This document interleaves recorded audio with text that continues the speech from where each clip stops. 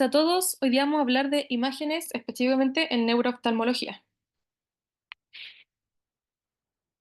Entonces, a manera de introducción, hay que tener muy claro cuándo solicitar estas neuroimágenes. Entonces, tenemos que saber que es muy importante que hay ciertas indicaciones en donde hay que solicitar los estudios lo antes posible. Por ejemplo, pacientes con parálisis del tercero, con un compromiso pupilar, requieren una neuroimagen pronto, porque importante para descartar que no vaya a tener un neurisma. Entonces, en pacientes así, le debemos indicar una neuroimagen pronto. En la parte de qué solicitar, muy importante saber las ventajas y desventajas de cada estudio para saber qué podemos pedir. Por ejemplo, la resonancia es mejor que el TAC para lesiones de los nervios craneales. En las patologías de órbita, la grasa tiene un muy buen contraste, por lo que el TAC o la resonancia pueden ser útiles. Y el TAC da mejor visualización de huesos. Entonces, teniendo como consideraciones clave, podemos saber qué solicitar correctamente. También el cómo solicitar es importante, como qué pedir la resonancia o en el TAC, o sea, que si sea con o sin contraste. Y en el cómo interpretar, siempre sabemos que los estudios vienen con un informe, entonces saber leerlos, pero también tener nociones un poco del estudio para poder correlacionar el informe con los hallazgos encontrados en el examen. Entonces, partiendo con la tomografía computada, sabemos que los rayos X de las radiografías van a darnos representaciones bidimensionales solamente. En cambio, la ventaja de la tomografía computada es que pueden generar como estas vistas en 3D, girando este haz de rayos X convencional en espiral alrededor del cuerpo del paciente. Entonces, esta serie de rotaciones que hacen alrededor del cuerpo da cortes de imagen y una computadora los recoge, los recopila y los traduce en una imagen 360 grados de un área específica o incluso de todo el cuerpo. Y en el caso del ojo, es súper bueno porque la órbita particularmente es muy buena para las tomografías porque la grasa da un excelente contraste con el globo ocular, la glándula lagrimal, el nervio óptico y los músculos extraoculares.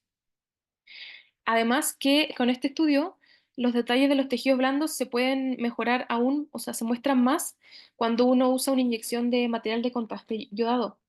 Que lo bueno de este contraste es que cruza las barreras alteradas y se pueden acumular dentro de una lesión local, ayudándonos en procesos inflamatorios y neoplásicos.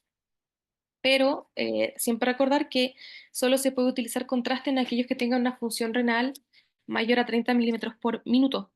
Si no, no debemos usar contraste porque hay riesgo de nefrotoxicidad.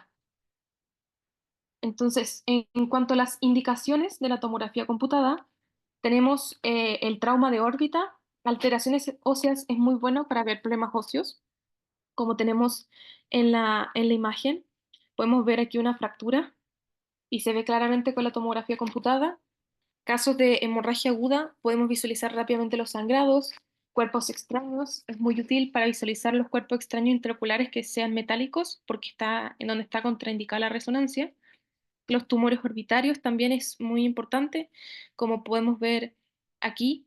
em, Podemos ver que el TAC de órbita se ve un engrosamiento marcado del nervio óptico con ocupación de la cavidad orbitaria y un exoftalmo secundario, un glioma del nervio óptico.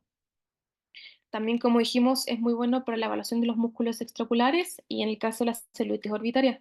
Podemos ver inflamaciones y neoplasias que son muy buenas para ver con el contraste yodado. También tenemos esta imagen que podemos ver este es de un paciente de 19 años que tuvo un accidente vehicular y tenía una limitación de la aducción del ojo izquierdo. Y en el TAC coronal podemos ver que el músculo recto medial estaría atrapado, como muestra la imagen. Ahora, pasando a la resonancia magnética, este estudio se va a basar en las propiedades magnéticas de los tejidos. Entonces, va a utilizar un campo magnético que obliga a que los protones de hidrógeno se alineen y genera pulsos de radiofrecuencia. Entonces, se genera una energía al volver al campo magnético y los sensores del resonador captan esta energía y el tiempo del elemento de los protones y va generando distintas señales de la resonancia, lo que nos permite ver la imagen.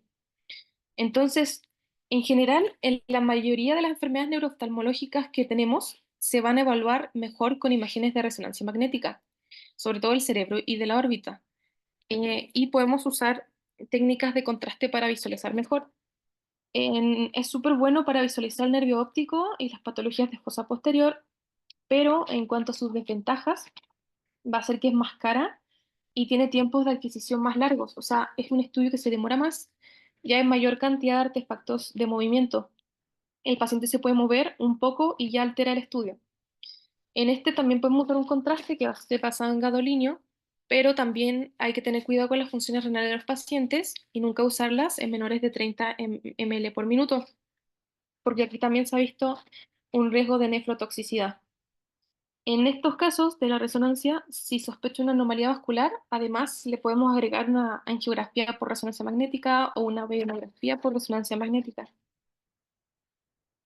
Entonces, en cuanto a las indicaciones, tenemos que es muy bueno para los tumores intraoculares, las lesiones de la vaina del nervio óptico, cuerpos extraños no metálicos, porque debido al campo electromagnético que genera, están contraindicados los que son metálicos, los procesos infecciosos, la inflamación orbitaria, en caso de meningiomas, neurofibromas y neuritis ópticas, y los procesos desmielinizantes, por ejemplo, como la esclerosis múltiple, que es el gold standard. Entonces, como podemos ver aquí en la imagen, tenemos en esta zona, vemos una masa a nivel del ala mayor del esfenoides que produce una neuropatía óptica compresiva que será por un mieloma múltiple. Aquí también tenemos en estas imágenes una resonancia que muestra un meningioma de la vaina del nervio óptico, que podemos ver aquí, del ojo izquierdo, lo podemos ver en este corte transversal y en el corte coronal, como podemos ver aquí que se ve un engrosamiento alrededor de la vaina del nervio óptico, que sería el meningioma. En cuanto a las ventajas y desventajas, esta es una tabla que está en el libro de Neurooftalmo de la Academia, que se los traduje al español. Es una tabla comparativa de resonancias y TAC. Vemos las ventajas, desventajas y sus contraindicaciones. En la resonancia, por ejemplo, vemos que tiene mejor resolución para ver el nervio óptico y el apex orbitario. Podemos ver la evolución de una hemorragia. Es muy buena en los tejidos blandos y lo bueno es que no utiliza la radiación ionizante. Las desventajas, como dijimos, es alto el costo, la disponibilidad no es tan disponible como lo es el TAC y también podría haber una reacción al contraste gadolinio. En las contraindicaciones, los cuerpos metálicos, la claustrofobia, porque la máquina puede causar bastante este problema, y nunca utilizar gadolinio en el embarazo. En cuanto al TAC, tenemos que es muy bueno para las alteraciones óseas, para evaluar hemorragias agudas y en el trauma ocular. Lo malo es que también, o sea, es una bastante alta dosis de radiación, también puede haber reacción al contraste y bueno, la contraindicación va a ser la alergia al contraste. Pasando a hablar de la ecografía ocular, o también llamada ultrasonografía ocular, tenemos que esta técnica va a emplear el ultrasonido para visualizar las imágenes. El ultrasonido son estas ondas mecánicas que se generan por la vibración de unas piezas de un cristal que es piezoeléctrico y que se va a propagar por los tejidos corporales. Las ventajas de este método es que es un método diagnóstico no doloroso, no invasivo, rápido y poco costoso. Además que es un instrumento que es súper portátil y fácil de tener. Es muy bueno porque valora arterias carótidas, órbitas y globo ocular. Tenemos distintas sondas de exploración. Tenemos la sonda que es modo A, la B y la VM, que es la sonda del biomicroscopio de ultrasonido, que es para ver segmento anterior. Tenemos sobre todo el modo A y el modo B. El modo A o el ASCAN, A es sobre todo de amplitud, es la representación unidimensional del eco a través del tiempo. Y en la ecografía nosotros lo utilizamos sobre todo en dos tipos, la biométrica, que es para medir la longitud axial y calcular el lente, y diagnóstica. Los ecos que se producen en el modo A van a ser estas líneas verticales que podemos ver, que estas nos muestran varias alturas y la amplitud de cada pico nos muestra la intensidad de la reflexión. Entonces podemos ver que tenemos picos que serían normales, que representan, según la imagen, cada pico representa algo en el ojo. Por ejemplo, aquí podemos ver la superficie anterior y posterior de la córnea. Luego viene la superficie anterior del lente, la superficie posterior del lente, la retina, la esclera y así. Entonces, cuando hay una alteración de estos picos, tenemos que pensar que hay algo anormal. También tenemos el modo B, que va a ser una representación bidimensional de estos ecos. Y aquí en este caso, los ecos que regresan se procesan y nos muestran puntos brillantes que según como la intensidad del tejido se combinan y crean una imagen. Entonces, el brillo de la imagen se va a correlacionar con la intensidad de reflexión del sonido que correspondería a la altura del pico en el escaneo A. Entonces aquí podemos ver cómo se vería una ecografía normal y vemos que según los colores es que tan hipoecoico o hiperecoico sería.